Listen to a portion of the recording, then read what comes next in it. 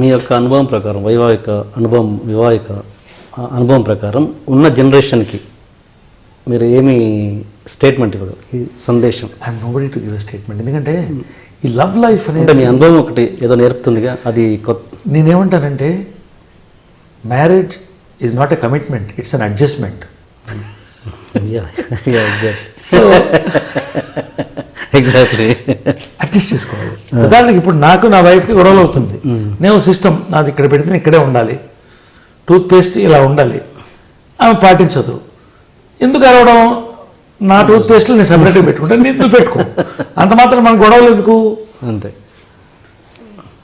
నీ బట్టలు ఇది, నీ బీరువా అది, నాది, నీ బట్టలు ఎట్లానే పెట్టుకో, నీ ఇష్టం, నా బట్టలు పర్ఫెక్ట్గా ఉండాలి, మన ఇద్దరు కలిసి బయట బట్టలు వేసుకుని వెళ్దాం హ్యాపీగా.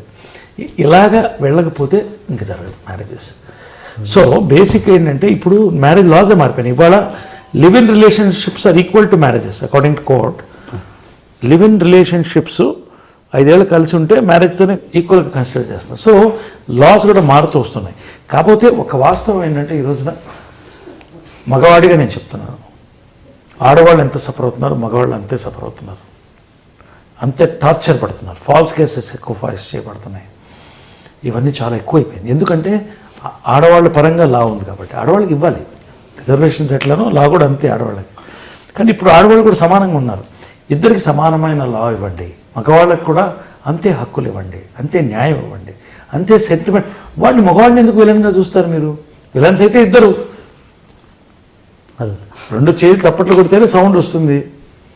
కాబట్టి ఆ లాస్ అనేది మగవాడికి కూడా ఈ రోజున సూసైడ్స్ చేసుకుంటున్నారు మగవాళ్ళు. కాబట్టి మ్యారేజ్ ఇన్స్టిట్యూషన్ అనేది నిలబడాలంటే లాస్ మారాలి.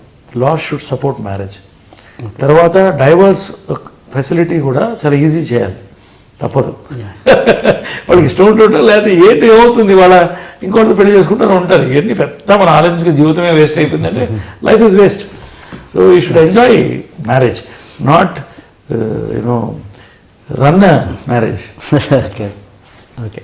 లైఫ్లో మా అమ్మకి పోలికలు ఎక్కువ ఉంటాయి, లేడీ క్యారెక్టర్ వేయాలనుకున్నా, దాన్ని వేసి దాన్ని సాధించి సక్సెస్ అయ్యి పైనియర్గా దాంట్లో తెలుగు ఇండస్ట్రీలో కానీ సౌత్లో కానీ నార్త్లో కూడా అనుకుంటాను, నాకు తెలియదు.